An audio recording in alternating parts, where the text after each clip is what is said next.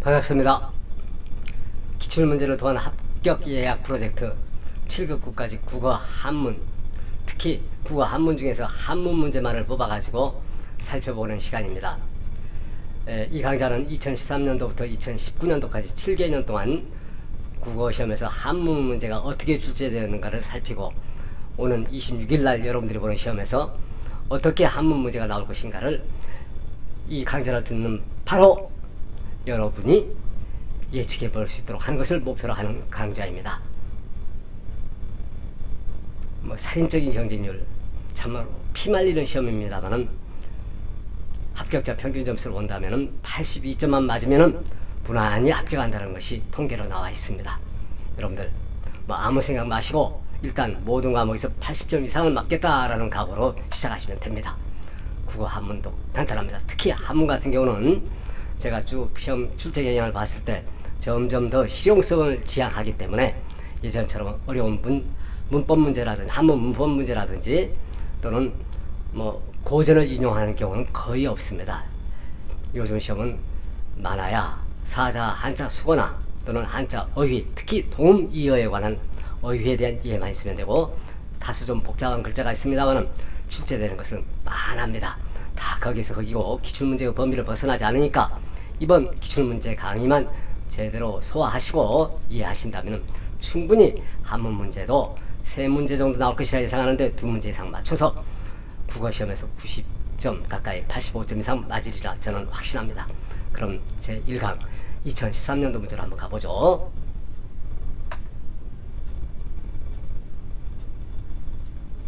(2013년도) 문제는 3번 문제부터 시작되는데, 한자 문제가 지문은 고은 선생의 자작나무 숲으로 가서를 선택해 가지고 냈습니다. 참 시 자체도 좀 짜증나고 문제 자체도 좀 짜증나는 그런 문제이긴 합니다만 어떡합니까? 우리가 수험생이니까 우리의 입장에서 그냥 주어진 문제를 나름대로 우리 최선을 다해서 풀어야 되죠. 한자어를 한자로 옮길 때 바르지 못한 것이 있는 것은 기역, 정직, 바를 정자, 고들 직자 맞고, 니은 타락, 좀 타자가 어려운 글자이긴 합니다만은 맞습니다. 떨어질 타, 떨어질 락, 타자 추락하고는 좀 비교를 해봐야 됩니다. 디귿, 정막, 고요할 적, 쓸쓸할 막. 니을, 교조적인 삶이었으므로 교조, 가르칠 교, 조목조. 예, 맞습니다. 미음, 강렬한 곳이다. 강렬, 강할 강자다. 매울열. 예, 맞습니다. 매울열. 만약 여기 연화발, 그러니까 불화가 밑에 없으면 이해가 되겠죠. 설명할 게 많습니다만 우리 시험이 지금 코앞인지라 많은 설명을 하지 않겠습니다. 경건성, 경건, 건자가 어렵기는 하되 이것도 분석적으로 보면 그렇게 어렵지 않죠. 범호엄에, 호랑이 호자 엄에 그럴 문자가 들어가서 경건할 건자라고 합니다. 네, 글자 자체가 틀린 게 없습니다. 시옷, 천부적인, 하늘천 부세부, 하늘로부터 받은 이라는 뜻이죠. 이것도 틀림이 없습니다. 영, 지향했다. 지향, 뜻지자, 향할 향자. 예, 맞습니다. 그러나 이 지자가 바로 문맥에 맞지 않았습니다. 이 문제는 결국은 동음이어에서 문맥에 맞는 말을 찾아라는 것이었습니다. 이때 지향했다라는 것은 왜 맞지 않는가? 한자 자체는 맞지만은 칠연산, 나는 광해원으로 내려가는 길을 등지고 삭풍의 칠연산 험한 길로 서슴없이 지향했다. 칠연산 험한 길이라는 구체적 공간이 있기 때문에 구체적인 어떤 방향을 택해서 향했다라고 봐야 되겠죠. 그러므로 가르칠 지자, 가르칠 지자, 그러니까 방향을 지적했다, 이렇게 해서 손수변에 이 지자가 들어간 게 맞겠죠. 자, 그러면은 이 지향의 구체적인 이 뜻지자와 가르칠 지자가 어떻게 다른가 동음이해 한번 살펴보도록 하죠. 간단하게. 뜻지자 지향은 어떤 목적으로 뜻이 쏠려 향한다. 그러니까 추상적인 의미겠죠. 의지나 방향 등. 출세 지향, 복지국가 지향. 그래서 목표를 향해서 나간다는 것은 뜻지자 지향이나 여기 가르칠 지자 지향은 다 같은 것이긴 하겠습니다만은, 가르칠 자의 지향은 어떻습니까? 지정한 방향으로 나간다, 또는 그 방향, 길을 잃고. 그러니까 이것은 구체적인 공간적 배경이 있을 때는 이 가르칠 지자 지를 써야 된다는 것이죠. 어찌 보면은 잔인한 문제이긴 했습니다만은 7급 시험에서 합격할 수 있는 여러분이라고 이 정도 문제는 분별해 나갈 수 있어야 된다고 생각합니다. 솔직히 말해서 저도 이 문제는 처음에 답이 안 보이더라고요. 왜? 글자가 다 틀린 글자가 없었으니까요. 그럴 때는 딱 이렇게 생각하시면 됩니다. 동음이어를 동의어, 그러니까 글자는 같지만, 그러니까 발음은 같지만 뜻이 다른 글자를 골라내라. 그래서 여러분들은 여기서 그러니까 동음이어일 수 있는 가능성이 가장 높은 어휘를 고르면 그게 답이었습니다. 저도 그래서 답을 간신히 4번을 찍어서 맞췄습니다. 여러분들도 그런 센스 정도는 발휘해줘야 됩니다. 이번 시험에서도 갑자기 당황하면 시간만 많이 허비할 수 있고, 그러다 보면은 여러분 얼마나 노리겠습니까? 그게 한순간에 수포로 돌아갈 수도 있습니다. 자, 이런 유형의 문제는 동음이어를 찾는 문제다라고 해서, 그러니까 동음이어가 될 수 있는 가능성이 있는 말, 그러니까 너무 어려운 글자는 솔직히 말해서 다 맞습니다. 이것은 제끼고, 자, 쉽지만 동음이어가 있을 수 있는 단어를 고르면은 그게 바로 답이 될 수 있습니다. 이걸 팁으로 드리면서, 참고로 지향과 발음이 완전히 같지는 않습니다. 약간 유사해서 그냥 유사 발음이죠. 그래서 유음어가 되는데 지양이라는 말이 있습니다. 이 지양이라는 말은 지자, 뜻지자도 아니고 가리킬 지자도 아니고, 여기 보시면은 그칠 지자죠. 거기에 높이들 양, 휘날릴 양자가 들어가 있죠. 지양. 이것은 발음은 비슷해서 우리가 일상생활에서도 많이 틀리고 좀 생각 없는 사람들은 실수를 연발하는 그런 어휘여서 공무원이 될 여러분들에게는 사용에 주의해야 될 단어이기 때문에 7급 국어시험에서도, 오늘 26일 시험에서도 나올 수 있는 어휘라고 생각해서 우리가 정리를 합니다. 이 지향은 목표를 향해서 나간다는 게 아니라 어떤 더 높은 목표를 향하기 때문에 하지 않는다. 그것을 갖다가 거절한다는 거죠. 자, 그래서 지향이라는 그 뜻 자체가 다릅니다. 향한다는 게 아니라 하지 않는다는 거예요. 더 높은 단계를 오르기 위하여 어떤 것을 하지 않음. 예컨대 상업주의를 지향하다가 아니라 지양하다가 돼야 되죠.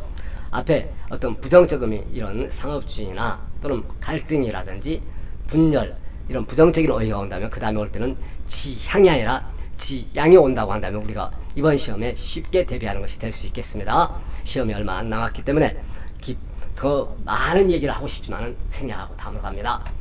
아까 출제될 것으로서는 이 없을 막자에 힘력자가 들어간 몰모자는 저는 어쩐지 올해 여러분들 시험에서 나올 것 같다라는 생각이 듭니다. 한번 글자 어휘 한번 읽어봅시다. 이거 뭡니까? 모집이 되네요. 그런데 또 유사한 글자가 있습니다. 보세요. 이건 뭡니까? 모자가 아니라 초두 밑에 비슷하긴 합니다. 그건 완전히 다르죠. 귀신 기자가 들어갑니다. 이건 음이 달라요. 수가 됩니다. 수집이 되죠. 그럼 모집과 수집의 차이는 어디에 있습니까? 공통점과 차이점을 우리가 생각할 수 있어야 되는데, 공통점은 뭡니까? 뭔가를 모은다는 거고, 차이점 뭘까? 모집은 사람, 인원을 말하죠. 수집은 물건입니다. 예컨대 골동품이나 우표 같으면은 모집하는 겁니까? 수집하는 겁니까? 수집하는 거죠. 예, 됐습니다. 예, 이 숫자 또는 모자만 놓고, 모을 모자만 놓고 보면 좀 어렵기도 했습니다만은 우리가 지금 없을 막자에서 출발해서 보니까 부담이 전혀 없죠. 아주 쉬운 글자가 돼버렸죠. 자, 이렇게 해서 한자는 분석적으로 보면은 쉽게 이해할 수 있습니다. 그러나 우리는 시험 문제를 이번에 풀어서 맞추고 합격해야 되는 그런 상황이기 때문에 이거 더 이상 긴 소리를 하지 않겠습니다. 모집과 수집을 구별해서 사용해야 된다 라는 것 정도, 그리고 글자가 없을 막자에 힘력자가 들어갔다는 걸 알아두시면 됩니다. 자, 그럼 다음 문제로 갑니다. 10번 문제. 괄호 안에 들어갈 말로 가장 적절한 것은 조선시대의 백자는 기교가 넘치는 고려시대의 청자와는 달리 담백하여 멋있다. 어떠한 멋일까? 근데 이 문맥으로 보면 간단하죠. 청자와 백자를 비교하고 있습니다. 청자는 어떻습니까? 기교가 넘쳤죠. 그럼 어떨까? 화려했었겠죠. 근데 조선시대의 백자는 기교가 문맥으로 보면 없었다. 그럼 담백하다. 담백하다와 비슷한 말이 들어가야 되겠죠.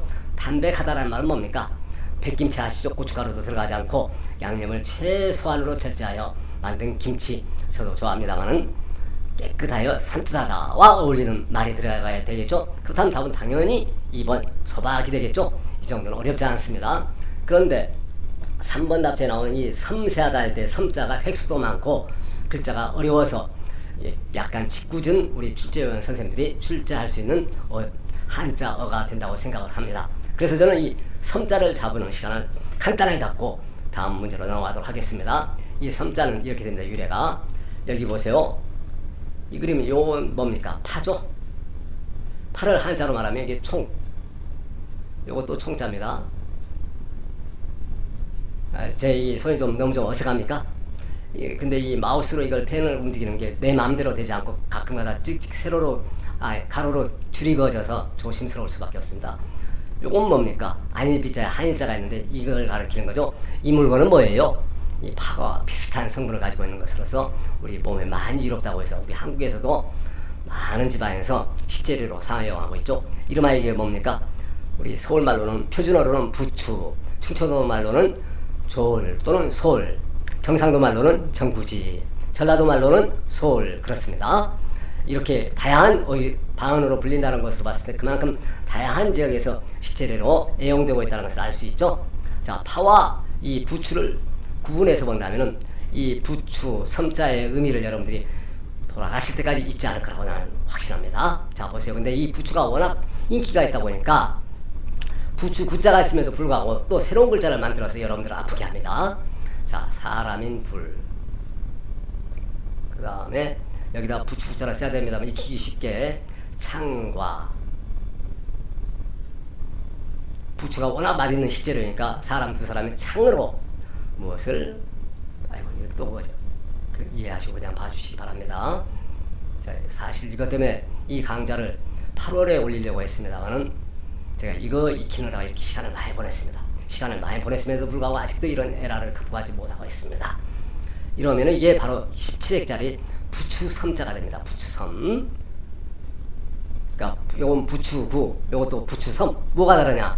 그래서 흔히 이것을 구별하기 위해서 이 부추, 이거 위에 있는 부추는 일반 부추, 요 밑에 있는 것은 좀 특별한 부추로서 삼부추라고 합니다만 큰 의미 없습니다. 그냥 부추섬이라고만 알아두시면 됩니다. 그리고 여기에 실사자가 변으로 들어가면 조금 획수가 단순화되는데 이렇게 되죠.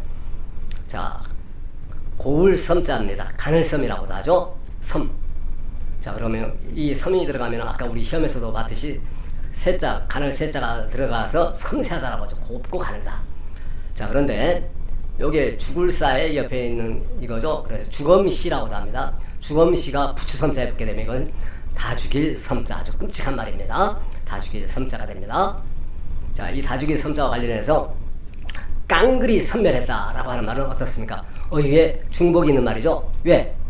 이 섬자 자체에 다 죽였다, 깡그리 죽였다라는 뜻이 있기 때문에 깡그리 죽였다, 중복이죠. 이것도 어쩌면 나올 수 있을 것 같아서 팁으로 드립니다. 다음, 말씀은 옆에 붙게 되면 뭐가 되냐? 예언할 참자가 됩니다. 섬에서 약간 발음이 변경돼서 참이 되죠. 다음, 이 부추섬자의 신방변, 그러니까 마음심이 좌측의 변으로 붙으면 신방변이라고 합니다. 신방변이 붙게 되면 이건 뭐냐? 뉘우칠 참자가 됩니다. 자, 획수가 23회씩이나 돼가지고 대단히 어려워서 여러분들은 머리를 질끈질끈 아프게 했던 글자. 다 죽일 섬, 섬세한 섬자 쉽게 잡히죠? 자, 그럼 이 어휘를 갖다 한번 더 익혀보도록 합시다. 어떤 문제가 우리 26일날 시험에 나올까? 보십시다.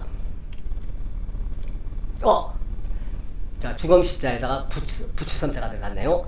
다 죽일 섬자, 섬멸. 내가 금방 얘기했던 거죠. 섬멸이죠. 다음, 말씀원이 들어갔으니까 이것은 예언할 참자, 참요가 되겠죠. 읽을 수 있으면 됩니다. 다음, 신방편에 들어갔네요. 뉘우칠 참자, 뉘우칠 회자, 참회라고 읽을 수 있으면 26일 시험, 한자 시험 잘 대비하는 것입니다. 안심하십시오. 자, 그러면 이렇게 해서 부추섬자와 관련된 글자까지도 우리는 다 알아봤습니다. 그럼 이제 마지막 문제로 갑니다. 13번. 밑줄 친 부분에 한자 사용이 적절하지 않은 것은 천연자원이 부족한 우리나라에서는 뛰어난 기술을 가진 사람을 많이 확보하는 것이 매우 중요하다. 따라서 이 문제를 어떻게 기술적으로 해결하느냐가 오늘날 교육의 과제이다. 우선 현재 인재 양성 실태의 정확한 기술을 바탕으로 구체적 방안들을 마련해야 할 것이다. 또한 이론적으로는 가능해 보이지만 기술적으로 불가능한 방안을 폐기해야 할 것이다. 예, 3, 40년 동안 국어 선생을 했더니 그냥 체질이 돼서 그냥 무조건 읽기 시작했습니다.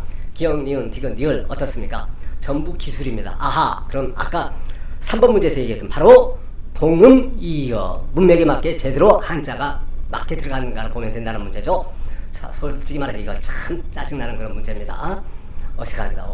기억에 있는 기술, 제주기자에다 제주술자, 테크놀로지 기술 맞습니다. 니은도 기술, 테크놀로지죠. 어떻게 재주 있게 슬기롭게 해결하느냐.